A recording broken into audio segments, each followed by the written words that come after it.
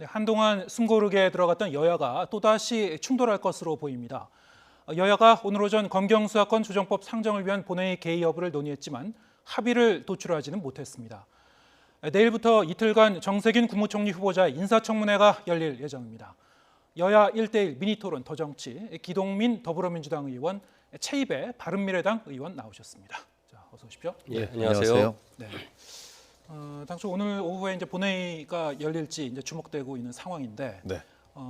지금 의장 주재로 이제 원내 교섭단체 3당의 이제 원내대표가 지금 회동을 가질 예정이죠. 네. 예, 지금 오후, 어떤 그 협의를 하게 됩니까? 오후 2시에 의장께서 주재하셔서 3당 예. 원내대표들이 만나서 의제를 조정하는 걸로 이렇게 얘기를 들었는데요. 예. 오전에 이인영 원내대표의 전언에 의하면 자유한국당 심재철 대표께서 오늘 예정되어 있는 본회의를 좀 고려해 줄 수 있는 거냐. 예.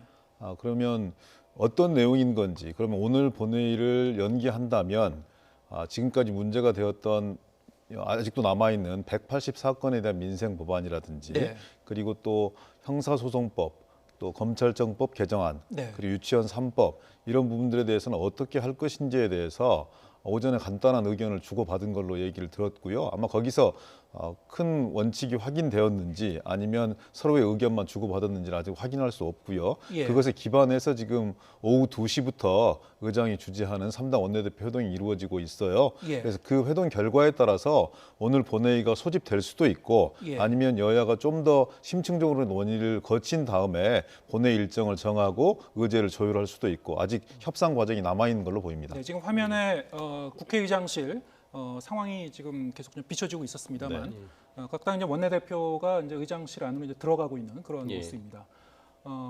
어떻게 보시나요? 오늘 뭐 좀 변수가 있을까요? 본회의가 열릴지 안 열릴지? 결국 한국당이 필리버스터를 계속 하느냐 마느냐의 결정을 이제 해줘야 되는데 그 예. 부분이 이제 가장 지금 회동에서 아마 논의가 되지 않을까 싶습니다. 검찰 개혁법 중에 이제 검경 수사권 조정 관련돼서 두 가지 법안이 있습니다. 예. 형사소송법과 검찰청법인데요. 이 두 개의 법안이 지금 패스트트랙에 올라가 있고 또 그 전에 올라간 유치원 3법이 역시 패스트트랙으로 올라와 있습니다. 따라서 이제 그 법안 5개가 본회의에서 표결을 거쳐야 되고 말씀하신 이제 민생 법안 180개 정도가 또 있습니다. 근데 지금 한국당에서는 일단 검찰의 그 개혁 법안 중에서 공수처는 선거법과 묶어가지고 2대 악법이라고 계속 강하게 반대를 해왔지만 이 검경 수사권 조정 법안에 대해서는 그렇게 반대를 강하게 하지는 않았었거든요. 취지에는 이제 공감하는 그렇죠. 상황이죠. 예, 그래서 이제 법안 내용에 대해서 일부 검찰의 의견을 좀 더 수용을 해서 한국당은 개정을 해야 된다라는 의견을 줬었던 것이고 예. 현재 그 법안이 수정안이 도출이 되면서 나름 좀 검찰의 의견도 반영이 되었거든요. 그래서 이 부분에 대해서 이제 한국당이 어느 정도 수용할 수 있고 이것을 필리버스터 안 할 수 있는가에 대한 이제 판단이 남아 있는 거고요. 유치원 3법에 대해서도 이제 한국당이 계속 반대를 해왔습니다. 따라서 이 부분에 대해서도 이제 필리버스터를 할 거라는 예상을 했었는데 지금까지 이렇게 길게 필리버스터를 끌어오는 과정에서 결국 얻은 게 하나도 없거든요. 한국당 예. 입장에서는. 그래서 굳이 계속 필리버스터를 하는 것이 한국당 입장에서도 한마디로 이제 유리하지 않다라고 네. 한다면 오늘 2시 회동에서 좀 과감한 또 결정을 할 수 있지 않을까 한번 기대를 해봅니다. 예. 일단 뭐 한국당의 필리버스터가 큰 변수가 될 것 같다. 뭐 지금까지 아직 뭐 철회한다는 얘기는 뭐 들려오진 않습니다만. 네, 예. 그렇습니다. 예. 어쨌든 지금 뭐 말씀하신 대로 처리해야 될 이제 그 주요 법안이 뭐 민생 법안 외에도 검경 수사권 조정안 2건 그리고 이제 유치원 3법이 이제 3가지 법안이니까요. 최소한 이제 5개 법안을 먼저 처리하고 나서 민생 법안으로 처리하지 않을까 싶은데요. 예. 그렇게 되면은 만약에 이제 한국당과 접점을 찾으면 좋지만 뭐 결렬될 경우에는 다시 이제 쪼개기 국회로 가는 건가요? 그러면 단순하게 계산을 해봐도 5개 법안이니까 최소한 6번 이상 이제 회의를 열어야 된다는 그런 계산이 나오는데요. 그 선거법이나 예. 공수처법 역시 수많은 이 수면 아래서의 논의가 있었습니다. 예. 심지어는 선거법 같은 경우에도 지금 지났으니까 말씀드리는 것인데 자유한국당 핵심 당직자들과 캡을 한 20석으로 낮추는 안까지 다 고민을 해봤었고 일정한 예. 동의를 얻었던 과정이에요. 예. 그런데 이제 결국은 공수처법까지 대강의 공통분모를 형성했다는 주장들도 있었는데 마지막에 결렬된 핵심적인 사유 중에 하나가 결국은 패스트트랙에 대한 문제였거든요. 그걸 네. 어떻게 처리할 것인가에 대한 문제였고 예. 거기에 대한 이 소치와 이런 부분들을 한쪽에 또 주장하는 바람에 결렬되었습니다. 그건 그렇다고 치고요. 공수처법과 선거법은 너무 이렇게 상징화된 측면들이 있어서 물러설 수 없는 그런 일전이 불가피했다면 네. 금방 최이배 의원께서 말씀 주셨듯이 형사소송법이나 검찰청법 개정안 같은 경우에는 예. 그렇게 큰 차이가 없거든요. 예. 권력기관 간의 견제와 균형의 원리를 잘 적용해서 예. 시대적 추이에 맞는 위상들을 정립해주자 예. 이런 부분들에 대해서 거의 차별성이 없는 그런 의견들이기 때문에 예. 통합을 이루어낼 수 있는 가능성은 저는 얼마든지 있다고 보여지고요. 예. 그리고 184건 민생 법안뿐만이 아니라 최근에 이제 보건복지위원회에서 통과되었던 사안이기도 한데요. 기초연금법이 있습니다. 장애인 연금법도 있고요. 예. 기초연금법이나 장애인 연금법의 주요한 내용은 소득 하위 20%까지만 어르신들께 30만 원씩을 기초연금을 지급을 했었거든요. 근데 올해 같은 경우 올해부터는 이제 소득 하위 40%까지 어르신들께 30만 원을 지급하는 5만 원 인상안이 있습니다. 예. 이 대상자들이 165만 명에 이르고 있어요. 이분들이 실질적으로 1월 달에 5만 원 인상된 기초연금 인상액 30만 원을 수령할 수 있느냐 없느냐의 문제가 달려 있거든요. 네. 그 자동 연결되는 장애인 연금법도 마찬가지입니다. 예. 그래서 이렇게 화급을 다투는 이런 문제와 관련해서는 저는 이제 더 이상 소모적인 논쟁 그리고 필리버스터를 위한 필리버스터 이런 부분은 더 이상 정치적 위력도 반감되었고 그리고 국민들에 대한 예의도 아니다고 생각합니다. 그래서 저는 이제 좀 큰 차원에서 굳이 또 뭐 4+1에서 합의했던 형사소송법이나 검찰청법 개정안이 저희들은 최선이었다고 생각하고 최대한 검찰의 의견들을 많이 들어서 반영하려고 노력했지만 그것 또한 부족하다고 하면 한 번 더 고민해보고 논의해볼 여지가 있다고 저는 생각합니다. 이제 새로운 시대에 들어선 거잖아요. 새로운 10년을 준비하는 2020년이니만큼 자유한국당이 좀 대승적으로 결단해서 형사소송법, 검찰청법 그다음에 유치원 3법 그리고 남아있는 184개를 비롯한 민생 법안에 대해서 대승적인 결단들을 좀 내려주고 새로운 시대로 좀 한 걸음 나아갔으면 하는 그런 희망이 있습니다. 네, 지금 뭐 조금 전에 저희가 그 화면을 통해서 의장실에서의 이제 3당 원내대표 회동이 좀 시작되는 그 장면을 이제 보셨는데요.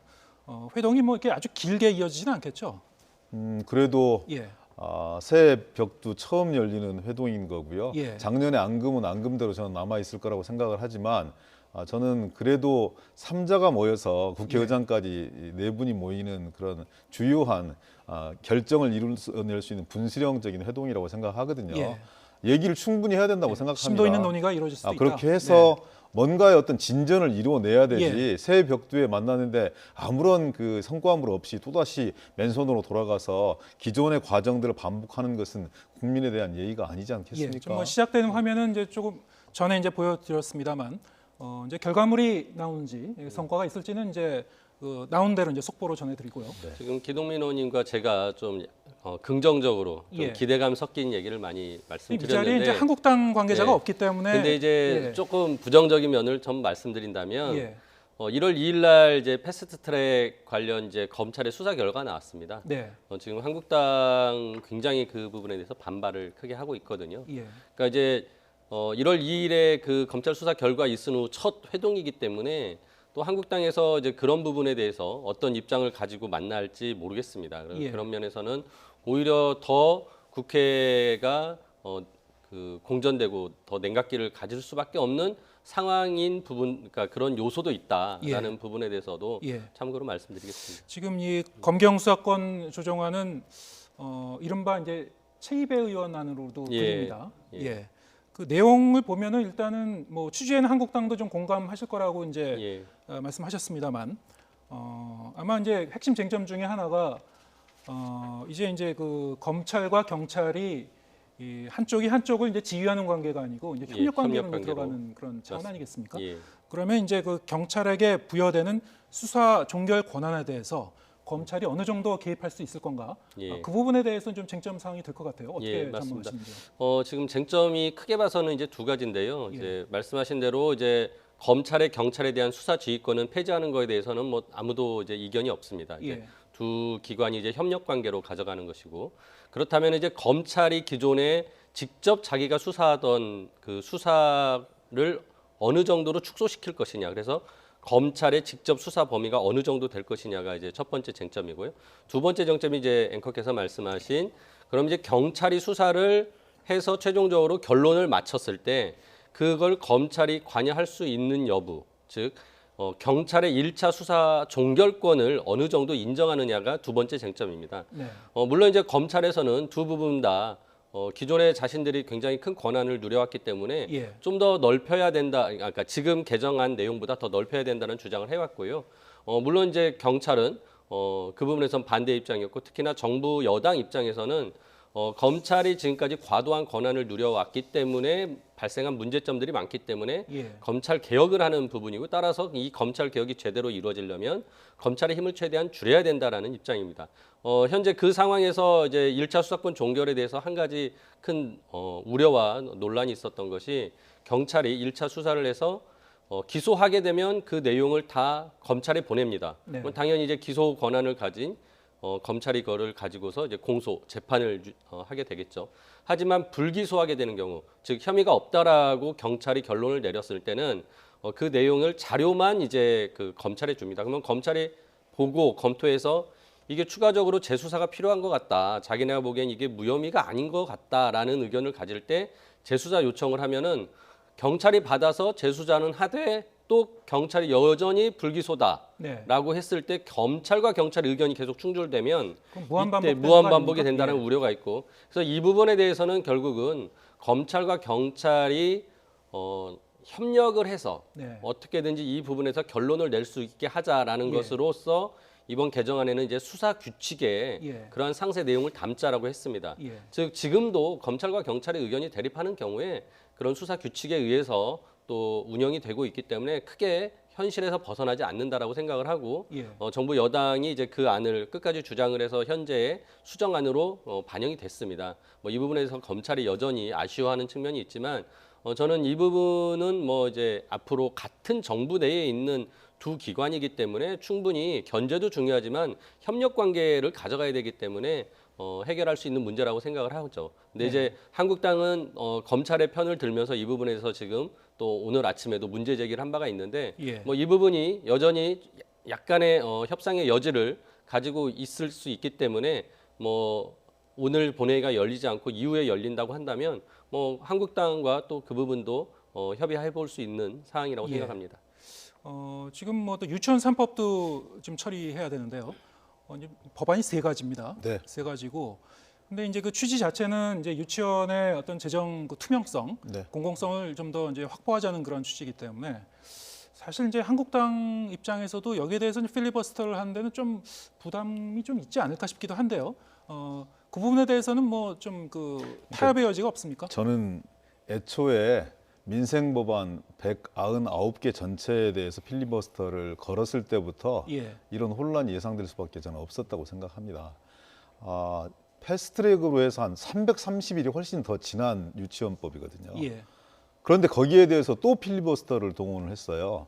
물론 법에 보장된 권리이기 때문에, 야당의 권리이기 때문에 그 권리를 부정할 수는 없겠습니다만, 예. 법이 법답게 온전하게 제자리를 잡기 위해서는 그 제도의 취지를 잘 살려야 된다고 생각하거든요. 예. 과도한 측면입니다. 그리고 바른미래당과 더불어민주당 그리고 자유한국당까지 포함해서 여러 가지 논의들 수차례 지리하게 반복해 왔었고, 예. 그 최소한의 합의 정신을 살린 것이 지금 이제 유치원 3법에 반영된 것이기 때문에 예. 저는 조금만 좀 내려놓고 정치적인 쟁점의 문제가 아니라 국민들의 삶의 문제, 아이들의 또 안전과 생명에 대한 교육에 대한 문제, 그리고 학부모들에 대한 문제, 이런 부분들을 중심에 놓게 본다면 예. 타협하지 못할 것이 없다는 생각이 들거든요. 예. 그래서 저는 너무 이런 부분에서까지 유치원 3법에까지 필리버스터를 확장하고 예. 그대로 강행을 한다면 여론이 별로 좋지 못할 것 같아요. 이제 자유한국당 내에서도 형사소송법이나 검찰청법 개정안에 대해서 필리버스터를 해야 되는 거냐. 그리고 또 유치원 3법에 대해서 필리버스터를 해야 되는 거냐. 여기에 대한 수많은 논의와 문제 제기가 저는 있다고 생각합니다. 거기도 이제 아마 협상에 어떤 일정한 타협물이 나오면 그걸 가지고 의총 내에서 수많은 논쟁이 활발하게 벌어질 것이라고 생각하는데요. 지난 연말에 대한 투쟁에 대한 평가가 엄정하게 이루어져야 된다고 보고요. 1월 지금 진행되고 있는 여러 가지 문제들에 대해서 합리적인 대안들을 제출해내는 것이 결국은 자유한국당도 더불어민주당도 바른미래당도 그리고 모든 정치 세력들에게도 새롭게 출발할 수 있는 기본선이라는 느낌들이 들어서요. 그 기본에 좀 충실해줬으면 좋겠다는 그런 희망을 갖는 거죠. 뭐 지금 어쨌든 이제 협의 중이니까요. 그 문제 포함해서 뭐 어떻게 처리할까 앞으로 이제 일정이 좀 협의가 될 것 같습니다. 근데 문제는 지금 이제 패스트트랙 법안뿐만이 아니라 이것이 이제 총리 인준안과 지금 연계돼서 맞물려 갈 가능성이 있단 말이죠. 그렇습니다. 당장 내일부터 이제 인사청문회가 시작됩니다. 지금 뭐 여러 가지 지금 그 문제 제기가 좀 있을 것 같아요. 지금 벌써 얘기가 나오고 있는데. 뭐 야당 쪽에서는 이제 과거에 정세균 지금 총리 후보에 대한 뭐 이제 가족 간의 이제 금전 관계나 뭐 논문 문제에 대해서 뭐 이제 일부 그런 문제가 있다라는 문제 제기가 있었는데요. 뭐 솔직히 이제 오랫동안 국회의원을 해오신 분이기 때문에 굉장히 주변에 자기 관리가 잘 되신 분이라고 저는 생각을 합니다. 그리고 뭐 그런 지금 나오는 문제 제기가 어떤 큰 도덕적인 어떤 그 문제 제기라기보다는 일단은 뭐 이런 거에 대한 좀 해명이 필요하지 않냐라는 수준인 것 같고요. 뭐 청문회 과정에서 이런 부분들이 충분히 해명이 된다면 큰 문제는 없을 거라는 생각을 합니다. 이게 이제 그 총리 인준안 투표 같은 경우에는 무기명 투표로 진행이 된다고 하는데. 그렇게 되면 사실은 이제 그 본인의 이름이 의사가 이제 밝혀지지 않은 가운데 투표를 하기 때문에 좀 이탈표가 있을 가능성이 있다고 보시는지요? 이게 좀 변수가 될 수 있나요? 역으로 보면 자유한국당의 이탈표도 있을 수 있는 것이죠. 그래서 어느 특정한 예를 들어서 이 흐름을 함께 왔던 4+1이 무기명 비밀 투표이기 때문에 이탈표가 있을 것이다 라고 예상하는 것보다 저는 정세균 총리 후보자가 지금까지 살아온 인생 역정 그리고 그의 가치관 그리고 지금까지의 어떤 풍부한 경험 이런 부분들이 주는 호감도가 저는 있다고 생각하거든요. 또 야당 의원들과도 관계들을 좀 잘 유지해왔던 그런 분이기 때문에 별명이 뭐 미스터 스마일이니까요. 이쪽이 이탈표를 걱정은 해야겠지만 그리고 끝까지 잘 노력해야겠지만 저는 그에 못지않게 야당 내에서도 상당한 이 정세균 후보자에 대한 호감도가 높아질 수 있다 이런 느낌들이 좀 들고요. 저는 그런 생각을 합니다. 인사청문회를 하는 이유와 목적이 그 인사청문회를 통해서 후보자의 도덕성과 정책 능력, 경험, 인격 이런 부분을 평가하자고 이틀간에 걸쳐서 인사청문회 하는 거 아니겠습니까? 근데 심재철 자유한국당 원내대표께서 오늘 아침에 모두 발언을 통해서 부결시킬 것이다 이렇게 말씀을 주셨어요. 투쟁 의지는 알겠는데 그럼 인사청문회를 하는 의미가 없는 거 아니겠습니까? 이틀 동안 국민의 뜻을 반영해서 치열하게 검증했으면 좋겠습니다. 근데 이제 과정 속에서 보니까 대부분이 다 해명이 되어지는 이런 과정들이던데요. 뭐 삼권 분립에 위배된다. 그러면 왜 삼권 분립에 위배되는 것인지, 그리고 삼권 분립은 진정한 의미에서 어떻게 이루어지고 구현돼야 되는 것인지 이런 부분들에 대해서 치열한 정책 토론들이 좀 이루어진 연후에 자유한국당에서 판단하셔도 늦지 않다 이런 생각이 들고요. 저는 그분이 지금까지 쭉 활동해왔던 과정과 스토리를 봤을 때 총리 지명자로서 충분하게 지금 국면들을 국민들께 소상히 설명드리고 정책적 대안을 가질 수 있는 훌륭한 후보자다 이렇게 확신하고 있습니다. 아마 이제 본회의 진행 상황과 좀 맞물려 갈 가능성이 높을 것 같습니다.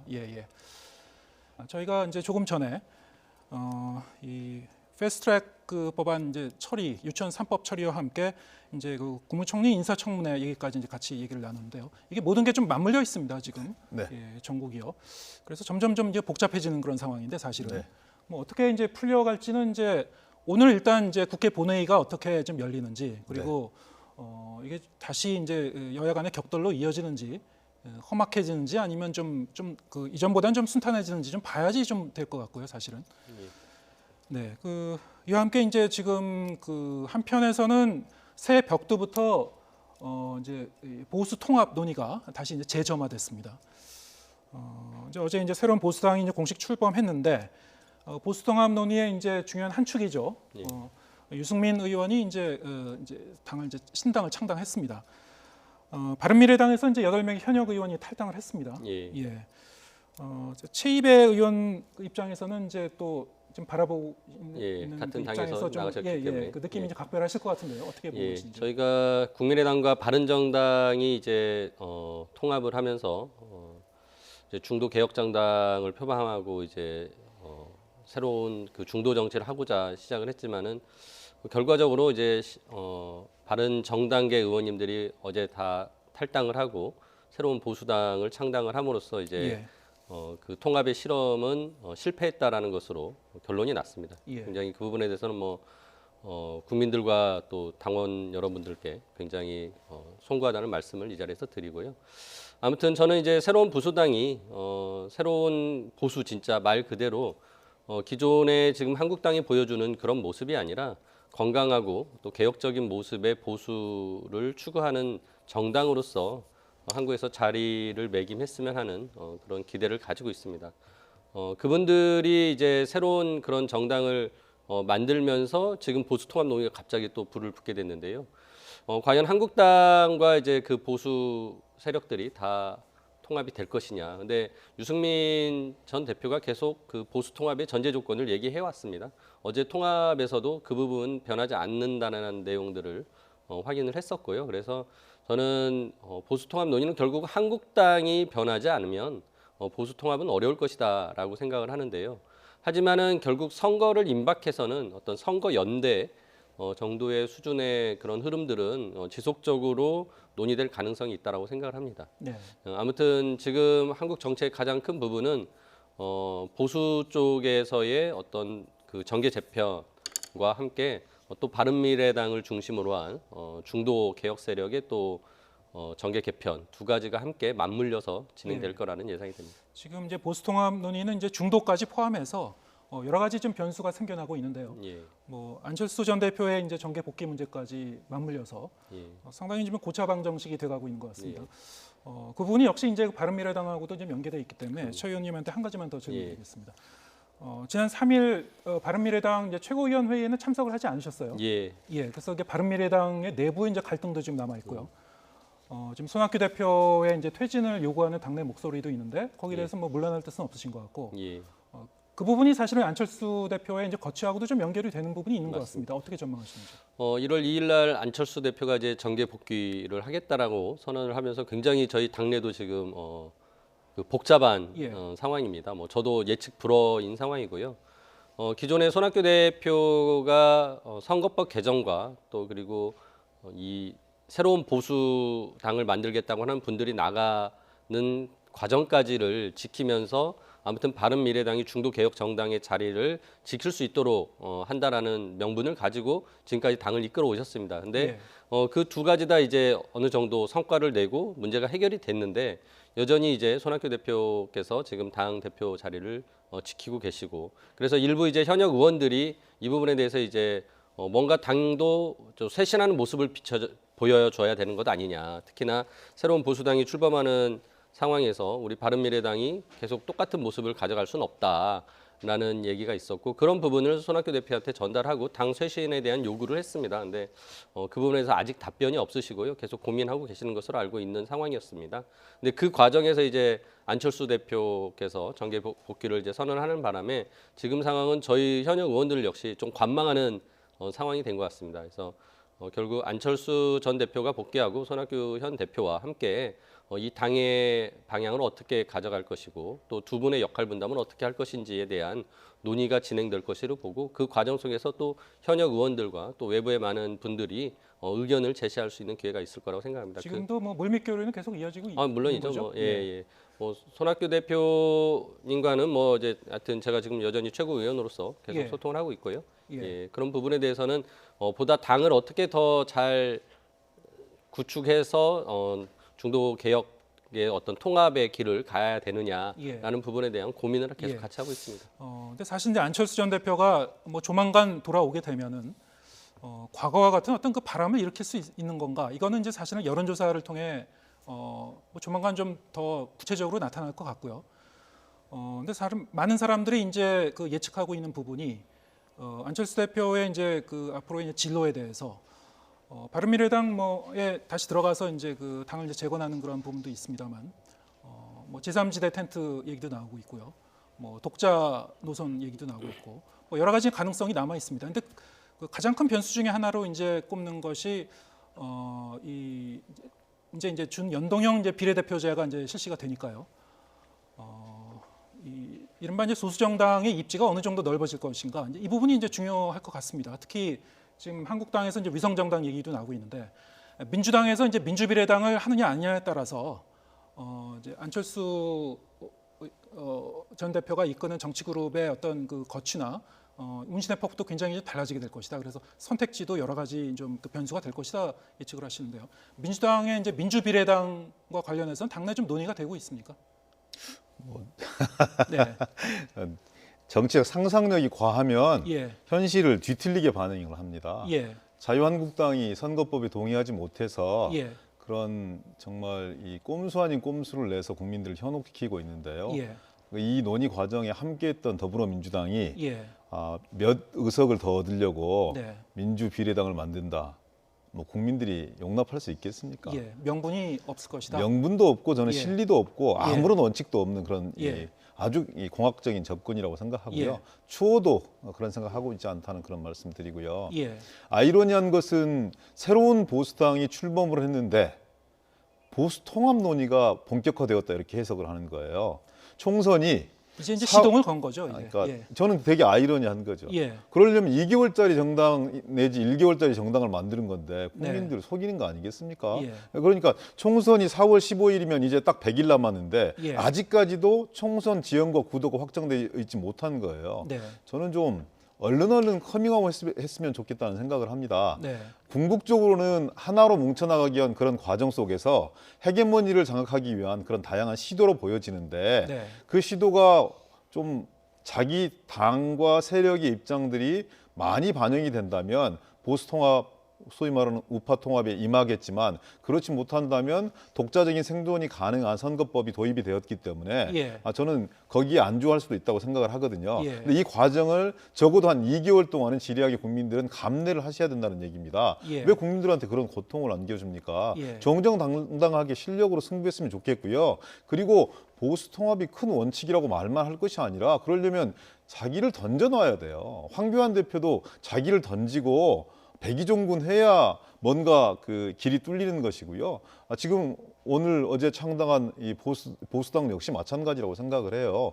자기 헌신 없이 그리고 자기의 어떤 그 뼈를 깎는 혁신 없이 누가 그걸 인정하겠습니까? 근데 제가 보기에는 자기 것을 던지는 건 최소화시킨 채 뭐 통합하자고 하니까 그 진정성이 의심받는 거라고 생각을 합니다. 정치 발전을 위해서는 저는 구도가 선명하게 형성돼야 된다고 생각합니다. 예. 정체성이 무엇이냐, 예. 진보냐, 중도 개혁이냐, 아니면 예. 보수냐, 아니면 극우냐 예. 이런 부분을 좀 명료하게 해서 국민들 앞에 좀 헷갈림을 방지하고 예. 자기의 철학과 원칙에 기반한 그런 그 정치를 하는 시대가 빨리 왔으면 좋겠고요. 예. 그런 질서들이 빨리빨리 좀 정연하게 예. 구축되었으면 하는 바람이 있는 거죠. 예, 알겠습니다.